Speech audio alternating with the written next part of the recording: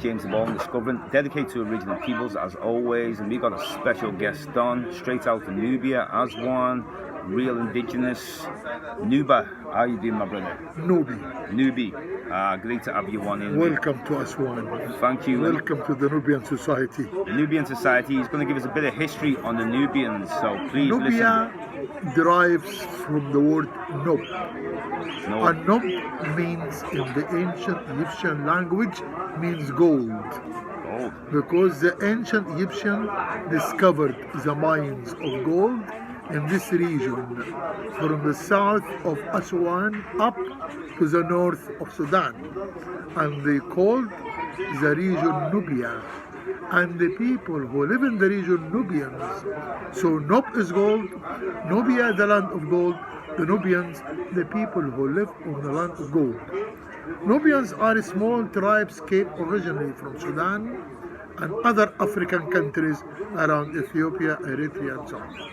They came here to Egypt at the time of the 18th dynasty, which is 1290 BC. The same dynasty in which King Ramses II built his temple. Ramses built the temple, and there are 4 huge statues of him in the front of his temple to show if any invader come from the south, when he look through the river Nile to his statues, he will say, there is a strong king here, we can conquer this country. And that temple was used as a place for defense between him and the enemies of Nubians. Because Nubians in that time were the minority, and they wanted to be independent, so they made some semi-revolutions. And now Nubians are quite Egyptian because they have been living here a long time, so they have the Egyptian nationality, and there is no discrimination between Nubians and Egyptians. Right. Nubians were Christians, and when the Islamic religion entered Egypt in the 6th century AD, all the Nubians converted to Islam, and nowadays all of them are Muslims. And Nubians used to be big families. Father, mother, 13 kids. Father, mother, 11 kids. But this not happens anymore nowadays because the inflation is increasing rapidly and they can't afford that. So, but now maximum 5. Father, mother, and 3 kids.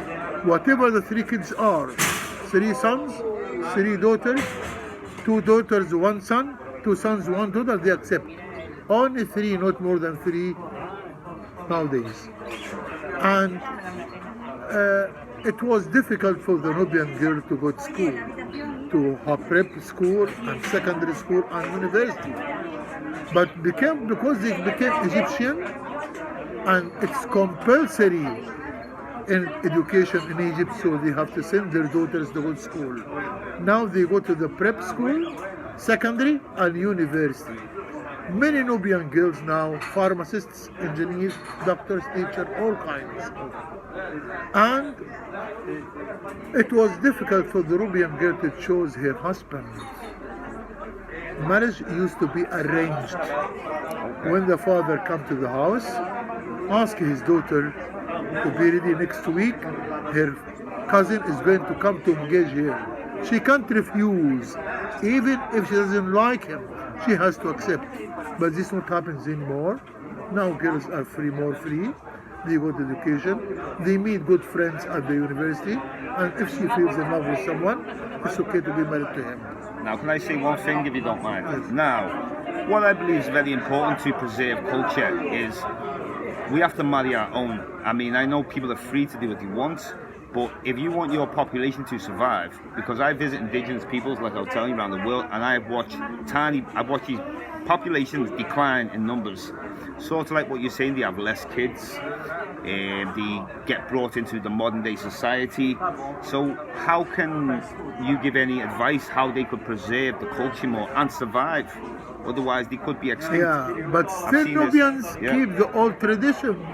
Old traditions, okay. Yeah, because when they get married, they have a certain customs for the marriage and habits they follow.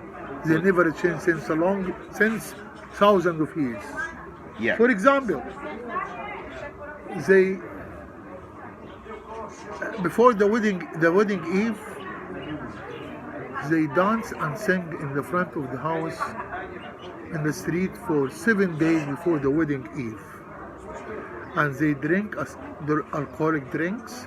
They are not alcoholic drinks, Wow. and they are not because they are Muslim. They shouldn't, but they do it for fun. And they smoke drugs, opium, hash, whatever, and it's illegal. And the police passes, but the police ignore because the police know they are not traders. They want to enjoy the wedding. Okay, okay. And the wedding eve, the bride and bridegroom come at 12 o'clock sharp, midnight, in a place they call it the society building. It's a building with a very large court where people have dinner from 9:30 until 11 o'clock. 11:30 sharp, the band arrive with their instruments of music. And at 12 o'clock sharp, the bride and bridegroom come to the head table. And then they dance and sing with the band. And some people give some money, they call it nokta. Yeah. Suppose the bride here, the bridegroom here. Down here of the head table, a guy sits with a notebook, a box, and a table. The same to the bridegroom. If I'm invited by the bride, I go to the section of the bride and offer some money, 70 pounds, 80 pounds, whatever.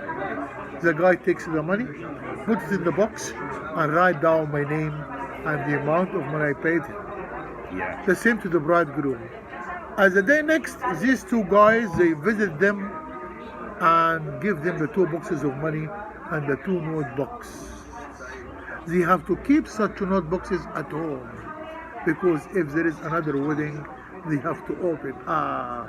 My name is Nobi. Nobi gave me in my wedding $70. I have to give him in his wedding 100. Not the same money back.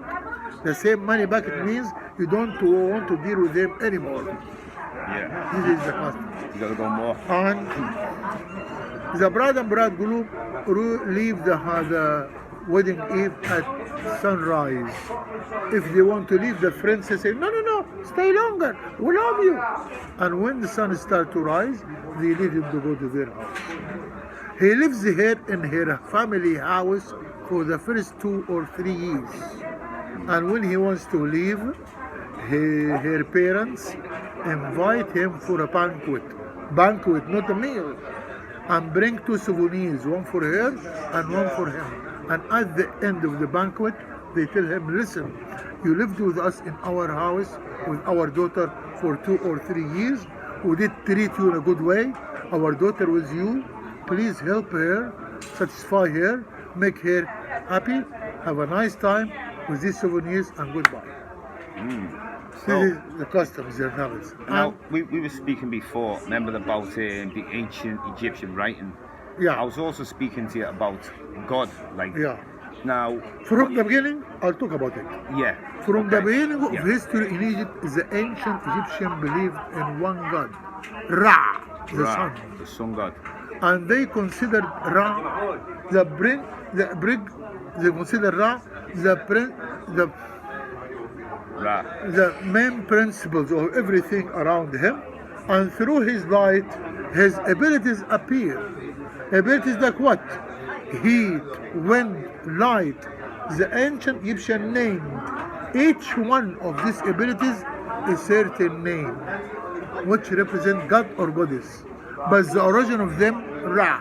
So how they used to worship Ra, the sun, the origin of all these gods, which all these temples in Egypt were built for them. At the dawn, before the sun rise, before Ra rise, the temple is divided into many rooms, and beside each room one door, and beside the door a strong priest stands ready. And the religious before dawn, at the dawn, the religious procession should be outside the temple. The high priest leads it. He should be in the front. Priest is behind him. Each one of them in his class carry the offerings and sacrifices. Another priest moves up to the roof of the temple, faces east, holding a whistle, waiting for Ra to rise. When Ra starts to rise, he uses the whistle, and when the priests beside the doors listen to the whistle, they have to open all the doors in one time, except for the last room where the shrine is, and the shrine contains the statue of the god or the goddess. But the god himself or the goddess herself lives in the heaven, and her spirit or his spirit is incarnated in the statue. Is this like a great spirit? Yeah. Now, And when they put some food on the altar in the front of the shrine, they imagine that the spirit of the god is the spirit of the food. Then they can give it to the people outside to eat, but they eat it without spirit. So every living thing has a spirit. This is 3 times a day, from 5 to 7 to 10 in the morning, and from 1 to 3, and from 5 to 7 in the evening. 3 times a day. This is a form of they used to worship Ra the sun. I must ask a question about Ra. Yeah. Now, you just correct me right in. Now, the name Ra, what I was researching about, you know the baboon? Yes. The baboon used to pray to the sun in the morning, and from when the baboon makes a noise, Ra, like that. Is that where Ra come from? From the baboon? No, or is baboons, it from something else? they celebrate the happy when the Ra appears.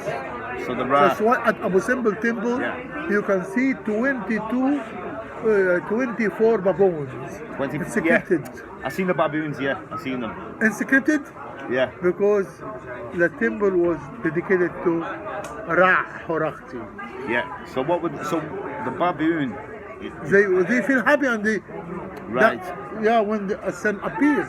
Yeah. So the noise that they make like a Ra noise. Yes, Ra. Yeah, that's what I'm saying. This is something about the how ancient Egyptian did invent writing. Writing now we're talking about. Okay. In the beginning of their life, the life was simple, but in the course of time, Development. development, and they daily events increased. So they wanted to record some of their daily events. Yeah. So they had to invent writing. How they did invent writing? They did look to everything around them in the nature, in the life. They found water, seas and rivers. Yeah. They saw trees. They saw animals. They saw birds. They gave each object a certain sign. For example, to the water, this sign like this. Right, okay. And give this sign certain transliteration. It's pronounced noon, which N in English. Noon. Right, noon. Yeah. I know this name, noon. And so. Yeah. And then they form it almost an alphabet, and then Sabrina. An alphabet. Thank you very much. Alphabet, and then words, and then record their life. Yeah. Okay, time to eat now, and then. Yeah, we got some food here. Yeah. And then we're going to come back. We're going to drink some Nubian tea. Yeah. And we'll come back for part 2. Yes. Okay. So the island was a market of ivory. That's why they called the island Elephantine Island. Right, Elephantine Island. It is inhabited by the Nubians. Okay, yeah. The population of it is 3,200 people. 3,200 people. 2 villages, North Village and South Village, North. Okay. And that's a museum on the island up there, but it's not used now because they closed it and they took all the stuff to to the new Nubian Museum. New Nubian which Museum. was opened 25 years ago. Okay. Yeah. Yeah. Nice, nice.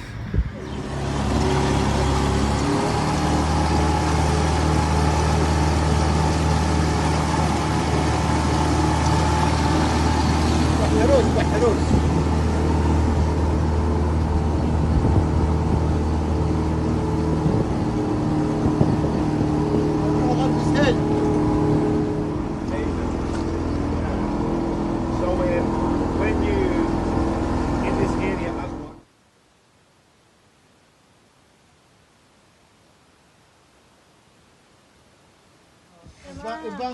كويس اوعى تشوف Oh, the camel.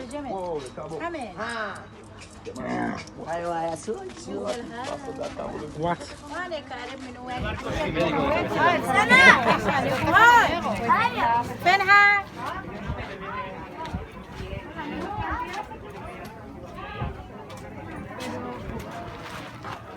I've seen the guy before pretending he's a Nubian. Yeah, he's not. You must think I'm a fool. The research has been done, man. Global, indigenous stuff. That's what it's about, man. No Johnny come latelys, man. You know what I mean? Too many Johnny come latelys.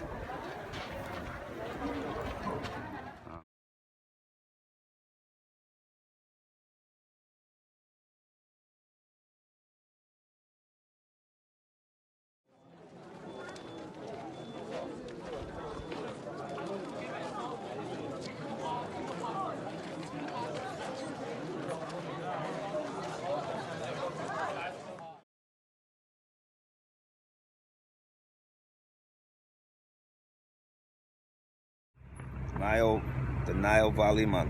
You know what I mean? Finally got here in the Nile Valley, Egypt. Go and see what we can see here: the Sphinx, Pyramid of Giza. We're gonna go and see the Valley of the Kings, Aswan. Go and see some indigenous peoples, man. This is amazing here, man. Peace, man. Yeah.